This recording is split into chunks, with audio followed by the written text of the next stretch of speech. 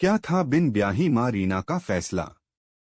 Lobby की दीवार में बड़े से फ्रेम में लगी मोहित की तस्वीर को देखकर रीना उदास हो जाती है।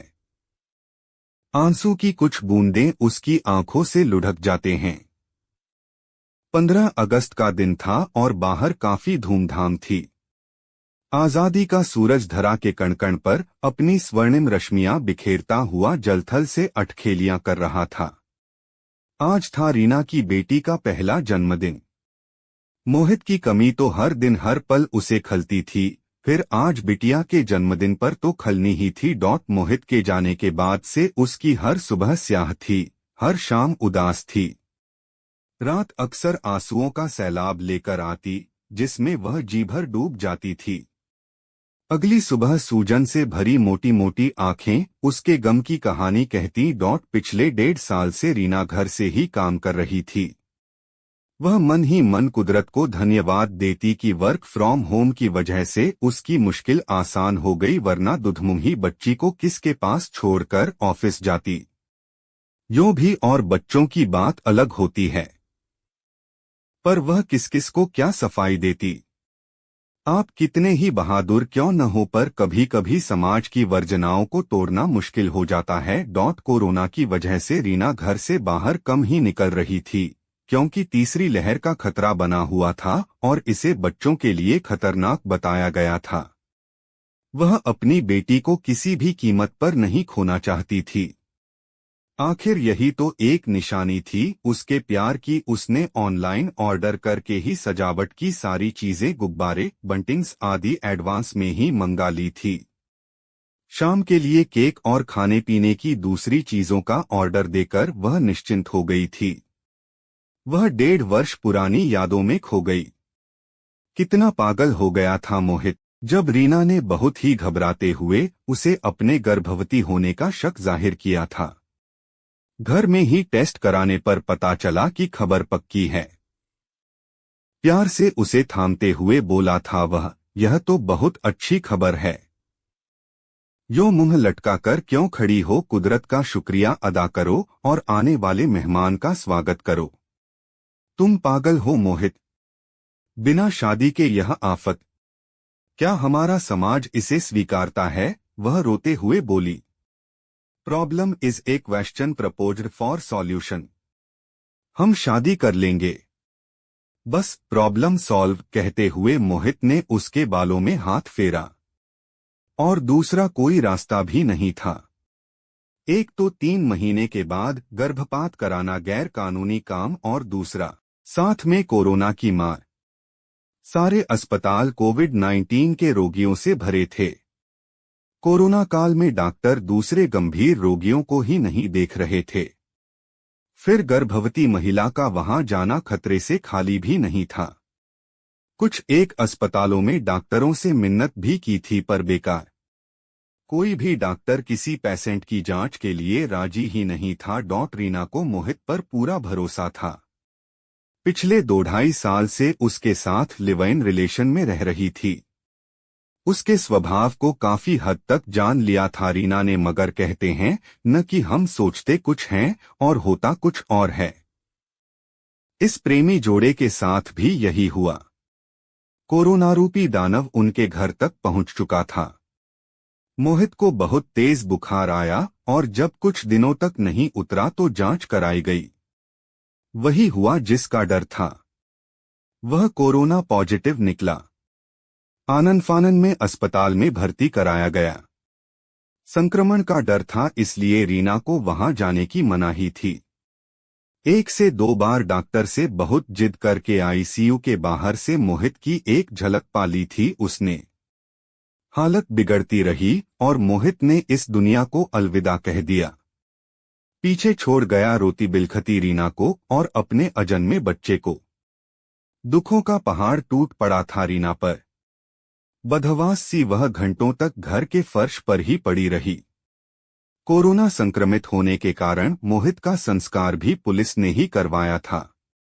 खबर मिलने पर मोहित के कुछ दोस्तों ने रीना को संभाला और उसकी सहेलियों को इत्तला दी। मोहित के परिवार वालों को भी यह दुखद खबर दी गई। वे अपने बेटे के गम में इतने डूबे हुए थे कि उन्हें इस बात का भी ध्यान नहीं रहा कि रीना से भी उनके बेटे का कोई रिश्ता था।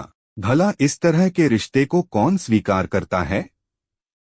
विवाह नाम की संस्था हमारे समाज में आज भी उतनी ही संगठित है जितनी वर्षों पहले थी। हम कितना ही कुछ कहना कह लें, मगर बिना शादी का रिश्ता रिश्ता नहीं माना जाता। रीना को सामने देखते ही वे बरस पड़े, अपने बेटे की मौत का जिम्मेदार उसी को ठहराने लगे। रीना को याद आया कि मोहित की मां ने उस पर न जाने क्या क्या लांछन लगा दिए थे, कितने गंदे गंदे शब्दों से उसे संबोधित किया था। उन्होंने तो रोहित की मौत का जिम्मेदार पूरी तरह से उसे ठहराकर पुलिसिया कार्रवाई करने की भी ठान ली थी। वह तो कोरोना पॉजिटिव रिपोर्ट ने उसे बचा लिया, वरना कानूनी कार्रवाई भी झेल रही होती। छी, क्या मैं वास्तव में ऐसी ही हूँ जैसा मोहित की मां मुझे कहती हैं? क्या मैं मोहित की मौत की जिम्मेदार हूँ, जैसा उसकी बहन रो रो कर कह रही थी? परेशान होकर वह बार बार अपने आप से यही सवाल करती। दुनिया की नजरों में भले ही रीना का प्यार, उसका बच्चा अवैध था, पर रीना की नजरों में तो यह एक पवित्र प्रेम की निशानी थी। वे दोनों एक दूसरे से बहुत अधिक प्यार करते थे। बस फर्क इतना ही था कि बैंड बाजे के साथ दुनिया के सामने वह रीना के घर उसे ब्याहने नहीं गया था और उसकी मांग में सिंदूर नहीं भरा था। वह रो रो कर यही बड़बड़ाती, फिर मूर्छित होकर गिर जाती। उसकी हालत लगातार बिगड़ती जा रही थी। सोसाइटी में रहने वाले लोग आज के समय में इतने संवेदनाहीन हो गए हैं कि सामने वाले घर में क्या हो रहा है, इसकी खबर भी उन्हें नहीं रहती। पड़ोसी के दुख सुख में शरीक होने की जहमत भी नहीं उठाते। लेकिन यह खबर पूरी सोसाइटी में आग की तरह फैल गई। रीना के बारे में जब पता चला तो सब उसके खिलाफ हो गए। उस पर सोसाइटी का माहौल खराब करने तक का इल्जाम लग गया। ऐसे में ज्यादा दिनों तक वहां रह पाना उसके लिए बहुत मुश्किल हो रहा था। वह अपने परिवार के पास भी नहीं जाना चाहती थी, क्योंकि उसे पता था कि वहां से भी कोई सहारा नहीं मिलने वाला है। पर दोस्त लोग भी कब तक उसकी देखभाल कर पाते? सबकी अपनी अपनी गृहस्थी, अपने अपने काम थे। भला एक अभागिन प्रेमिका का दर्द कौन समझ पाता है? सदियों से जमाने में यह होता आया है कि प्रेमियों को जुदा करने में समाज को मजा आया है। रीना की जिन सहेलियों को इस बात का पता था, उन्होंने भी उसे यही सलाह दी कि वह अपनी मां के पास घर चली जाए। कहीं कोई बात हो जाए तो कानून की पचड़े में फंसने का डर तो हर किसी को रहता ही है। यह सच है कि जब विपदा आती है तो वह इंसान को हर तरफ से घेर लेती है। मोहित के ही एक दोस्त ने रीना को अपनी कार से उसके शहर छोड़कर अपने कर्तव्य की इतिश्री कर ली थी, और वह कर भी क्या सकता था। घर में जब मां को पता चला तो उसके पैरों तले जमीन खिसक गई। हमारे समाज में अनब्याही मां को न तो समाज स्वीकार करता है और न ही कोई परिवार। मां तो खुद ही असहाय थी। पिता की मौत हुए कई वर्ष हो चुके थे। फिर अविवाहित बेटी इस तरह घर में आ गई। समाज के तानों से कौन बचाएगा? मां ने तो गुस्से में कह दिया था, डूबकर मर जाती किसी कुएं में। यहां क्यों आई? कहां भाग गया वह तेरा प्रेमी यह हाल करके? मां, मोहित कहीं भागा नहीं, वह कुदरत के पास चला गया है। कोरोना ने उसे अपना शिकार बना लिया, वरना वह ऐसा नहीं था। उसके बारे में एक भी शब्द गलत मत कहना। इतने दिनों में पहली बार मुंह से कुछ बोली थी रीना। उसकी एक बाल विधवा बुआ भी उसी घर में रहती थीं, जिन्होंने सामाजिक ताने बाने को बहुत अच्छे तरीके से पहचाना था।